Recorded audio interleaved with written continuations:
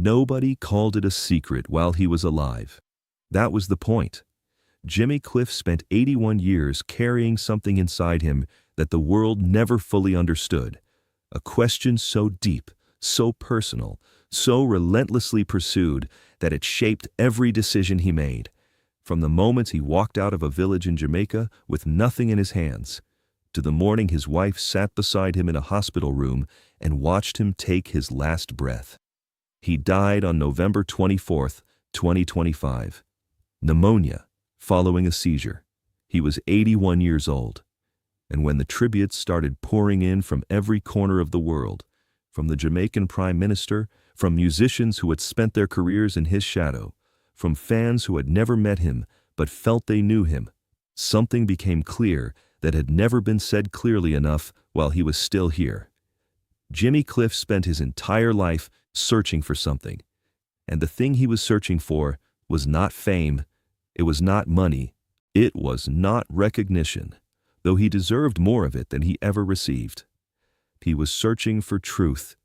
That was the secret. Not a scandal, not a hidden family, or a stolen fortune. The secret was simpler and deeper than any of that. Jimmy Cliff, the man Bob Dylan called the writer of the greatest protest song he had ever heard, the man who introduced reggae to the world before Bob Marley had a record deal, the man who stood on a mountain in apartheid South Africa and played drums for a prisoner he had never met, was a man who spent his entire life asking questions that nobody else around him was brave enough to ask. And the last words his wife shared with the world told you everything. She wrote, "Your support was his strength throughout his whole career. He really appreciated each and every fan for their love. Jimmy, my darling, may you rest in peace." But if you know Jimmy Cliff's story, if you know what he actually lived through, what he actually gave up, what he actually chose, those words carry a weight that most people will never fully understand. This is that story. It begins, as most great stories do, in the middle of a storm. On July 30th, 1944, a hurricane was tearing through the Somerton district of St. James Parish, Jamaica. There was no electricity, no running water. One midwife for the entire village. And in the middle of all that wind and destruction, a woman gave birth to a boy. The storm blew the roof off their house before she could recover. She wrapped the baby in a sheet and carried him to a neighbor's home to wait out the damage. That baby was James Chambers. The world would come to know him as Jimmy Cliff. His mother left the family shortly after his birth. His father, a tailor who also worked as a farmhand, raised James and his older brother with the help of a grandmother. The house had no electricity, no radio. But next door, there was a juke joint called the Money Rock Tavern, and on certain nights, if you pressed your ear to the wall of the strict Pentecostal household, you could hear American rhythm and blues coming through. Fats Domino, Little Richard, Ray Charles, Sam Cooke. Young James would slip out to listen. His father's church music filled the days. The juke joint filled his nights. And somewhere between those two sounds, a voice was forming, a voice that would one day travel farther than anyone in Somerton could have imagined. By the time he was 13, Jimmy had already decided. He quit school. He left Somerton for Kingston, Jamaica's capital, and its beating, chaotic, beautiful heart. His father sent him to learn a trade. Jimmy enrolled in technical school, and then spent every other available hour doing what he had always done, chasing music. Kingston in the early 1960s was not glamorous for a boy from the country. He worked on a vegetable truck to survive. He wandered into the roughest neighborhoods, looking for anyone who would let him sing. He tried talent shows. He got booed. He came back. He got booed again. He came back again. One night, frustrated and near the end of his patience, he walked past a combination ice cream parlor and record shop on Orange Street called Beverly's. On impulse, or maybe not impulse at all, maybe something more like destiny, he walked in. A Chinese-Jamaican businessman named Leslie Kong was behind the counter. Two of his brothers laughed this skinny kid off immediately. Leslie Kong stopped and listened. Within days, Jimmy Cliff had recorded 3 Psalms. 2 of them, Hurricane Hattie and King of Kings, went to #1 in Jamaica. He was 14 years old. Think about that. 14. Booed off stages just weeks earlier, sleeping in poverty, working on a truck, eating whatever he could find. And then one knock on one door, and suddenly the whole country knew his name. But here is the part of the story that most people skip over, because it is the part that explains everything that came after. At the exact moment Jimmy Cliff became Jamaica's brightest young star, he should have been set for life. He had the voice, he had the hits, he had the connections. And in 1964, the Jamaican government chose him, a teenager from a village with no electricity, to represent the island at the World's Fair in New York City. Chris Blackwell, the founder of Island Records, saw him perform there. He signed him immediately. Jimmy moved to London. This was it. This was the moment. But something started pulling at him, something that no record deal could answer, and no amount of applause could quiet. He started asking questions. Growing up at a Pentecostal household, he had been told what to believe. He had followed it without much room for doubt. But now he was traveling the world. New York, London, South America, Africa, and what he was seeing didn't match what he had been taught. He started studying. He moved through Rastafarianism, briefly, cautiously. He was drawn to its message of black dignity and liberation, but something still felt incomplete. He converted to Islam, took the name El Hajj Naim Bashir, traveled to West Africa, stayed in Senegal for an extended period, learning a version of Islam called Bai Fall. He studied Hinduism, went to India, lived in an ashram, studied Buddhism on his own. The music industry of the time had no framework for this. Here was the man who had just starred in The Harder They Come, the 1972 film that introduced reggae to North America and Europe and changed the course of music history. And instead of riding that wave to global superstardom, he was disappearing into Africa and India and asking questions about the nature of the universe. Chris Blackwell, who had been planning to market Jimmy Cliff as the face of reggae rebellion, pivoted. He turned his attention to a young Bob Marley instead. That decision, and Jimmy's departure from Island Records in 1973, would rewrite music history in ways that still echo today. Marley became the global icon of reggae. Cliff became the footnote. The man who had come first, who had opened every door, who had made the film that made people around the world hungry for Jamaican music, was gradually, quietly, unjustly pushed to the margins. And Jimmy Cliff? He kept searching. He kept making music. Over 30 albums across 6 decades. He won 2 Grammy Awards. He was inducted into the Rock and Roll Hall of Fame in 2010. Bruce Springsteen played his song Trapped for 3 solid years on one of the biggest tours in rock history and made it famous to an entirely new audience. Bob Dylan called Vietnam the best protest song he had ever heard. But reggae had moved on. The culture had chosen its legend, and that legend wore dreadlocks and spoke of Jah. Jimmy Cliff, who never wore dreadlocks, who had moved through Islam and out the other side, who had studied every religion he could find and eventually told a journalist, "Now I believe in science," didn't fit the mold. He was too complicated, too restless, too honest, and that honesty cost him something. Not privately. He seems to have been at peace with his search, genuinely and profoundly so, but publicly it cost him the kind of recognition that should have been his by right. There is a version of music history where Jimmy Cliff is the central figure, where The Harder They Come is the beginning of a story, not just a footnote to the Bob Marley legend, where his decision to leave Island Records in 1973 is understood not as a mistake, but as the act of a man who refused to be packaged and sold as something he wasn't. That version of history is not the one most people know, but it is the true one. In his final years, Jimmy kept working. In 2012, at the age of 68, he released an album called Rebirth, collaborating with Tim Armstrong, the lead singer of the punk band Rancid, and it won him a Grammy Award for Best Reggae Album. Rolling Stone listed it among the top albums of the year.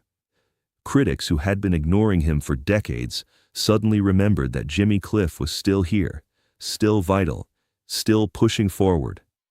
He wasn't bitter about the years of neglect, at least not in public. In interviews, he was generous, philosophical, almost amused by the question of why the world had taken so long to come back to him. He talked about his spiritual journey, not with regret, but with the detached curiosity of a man who had genuinely treated every religion and philosophy as a classroom, and graduated from all of them. "I called them schools," he said, "not conversions, schools." And then, in November 2025, he suffered a seizure. He was hospitalized. His wife, Latifah, was with him. His children, Lilty, Aiken, and others who had come from the various chapters of his long, full, searching life, gathered. He died on the morning of November 24th. His wife's statement said that his fans' support had been his strength, that he appreciated every single one of them, that she hoped the world would respect the family's privacy in the days that followed. It was a quiet statement for a man who had lived so loudly. But quietly, it contained everything. Because Jimmy Cliff did not die with unfinished business in the way that phrase usually means. He did not leave songs unwritten or loves unpursued. What he left unfinished, what he was still working on, right up to the end, was the search itself. The search for truth that had taken him from a hurricane-struck village in Jamaica, through the slums of Kingston and the studios of London, and the deserts of West Africa, and the ashrams of India, and back again, over and over, across 8 decades of a life that refused to stay still. That search was not a failure. It was the achievement. It was the thing that made the music what it was, restless, honest, urgent, and alive in a way that no music built purely on comfort or convention could ever be. Bob Dylan heard Vietnam and called it the greatest protest song ever written. He heard something in it that he recognized, the sound of a man who was genuinely troubled by what he saw in the world, who could not make peace with injustice by writing around it. Jimmy Cliff wrote directly at the thing, whatever the thing was. That was the only way he knew how to write. The world called him the other Bob Marley for decades. Bob Marley was the other Jimmy Cliff, the man who had come later, who had walked through the door that Jimmy had opened, who had been given by one record executive's brilliant marketing what Jimmy had been denied by his own unwillingness to pretend to be something he was not. History is starting to correct that framing. Slowly, imperfectly, the way history always corrects itself. What remains, regardless of how the history books finally settle the argument, is the music. 30-plus albums, 2 Grammys, The Harder They Come, Vietnam, Many Rivers to Cross. You can get it if you really want. Songs that have outlived the industry politics that shaped and misshaped his career. Songs that still sound, half a century later, like they were written this morning about something happening right now. That is the secret Jimmy Cliff died with. Not that he was wronged, though he was. Not that he was overlooked, though he was. The secret was simpler and more profound than that. The secret was that he never stopped. Through every label betrayal, every religious conversion and reconversion, every year of being overshadowed by a legend who had borrowed from what he built, he never stopped searching, never stopped asking, never stopped making music that told the truth about what it felt like to be alive and uncertain, and still reaching for something just out of grasp. He found what he was looking for, or he didn't. But either way, he never stopped looking. And that, more than the Grammys, more than the Hall of Fame induction, more than any award or accolade, is the legacy of Jimmy Cliff. If this story moved you, if you heard something in it that you recognized from your own life, that feeling of searching for something you can't quite name, share it with someone who needs to hear it. Subscribe for more stories about the artists who live their truths louder than the world was ready to hear. And leave a comment telling us which Jimmy Cliff song found you first, because his music has a way of finding people exactly when they need it. And that is not an accident. That is the whole point. There is one more thing, one thing that almost nobody knows. In 2021, 4 years before he died, Jimmy Cliff gave an interview in which he said something that reporters mostly glossed over because it didn't fit the narrative they had already written about him. He talked about his years of spiritual searching, the Christianity of his childhood, the Rastafarianism he briefly touched, the Islam he immersed himself in for years, the Hinduism and Buddhism and ancient Egyptian philosophy he studied later. And then he said something that contradicted what most people thought they knew about him. He said the Islam didn't satisfy my soul. He had converted publicly. He had taken a Muslim name. He had been known for years as El Hajj Naim Bashir. And then he quietly, privately walked back out, not to Christianity, not to Rastafarianism, not to any of the organized frameworks he had tried on and found incomplete. He said he now believed in science. He talked about ancient Egypt not as mythology, but as a civilization whose scientific achievements had been deliberately buried by the powers that controlled historical narratives. He talked about the COVID pandemic with the skepticism of a man who had spent 60 years watching institutions lie to people who had no other sources of information. He was not a conspiracy theorist. He was something more interesting and more rare. A man who had genuinely refused to outsource his thinking to anyone else, who had walked through every available door, studied every available text, sat with every available teacher, and come out the other side still questioning. That is what the music was. Every song was a report from the middle of that search. Every verse was a man telling the truth about what he had found and what he hadn't. Every chorus was the part where he decided, against all evidence and reasonable expectation, to keep going anyway. You can get it if you really want, he sang. But you must try, try and try, try and try. You'll succeed at last. He wrote that in 1970. He was 25 years old. He spent the next 55 years proving it was true. Not by arriving at some final destination, not by finding the answer to the question that had been driving him since he pressed his ear to the wall of his father's house to hear the sound coming from the juke joint next door, but by refusing to stop asking, by choosing every single time the question became uncomfortable or the search became costly, to keep going. That is the secret Jimmy Cliff died with, and now you know it. Some people live their whole lives inside the answers they were handed at birth. They inherit a religion, a politics, a way of seeing the world, and they never once press on it to see if it holds. Jimmy Cliff was not that person. He never was, not even as a child climbing a tree outside his father's church to avoid the sermon while still staying close enough to hear the music. He was always the one who climbed the tree, and from up there he saw things that the people sitting in the pews below him never got to see. He saw the whole shape of things, the beauty and the cruelty and the injustice and the resilience and the love that makes all of it worth enduring. And he wrote it down in psalms. And those songs traveled the world and found people in their own trees, their own moments of not quite belonging, their own restless searches for something that couldn't be named. That is what music is for. That is what Jimmy Cliff was for. He was born in a hurricane. He died in the early morning quiet of a November day, with his wife beside him, his music already woven permanently into the fabric of the world. He was 81 years old. He had found what he was looking for, or he hadn't. Either way, he was still looking when he left. That is the most honest thing anyone can say about a human life. Go listen to Many Rivers to Cross.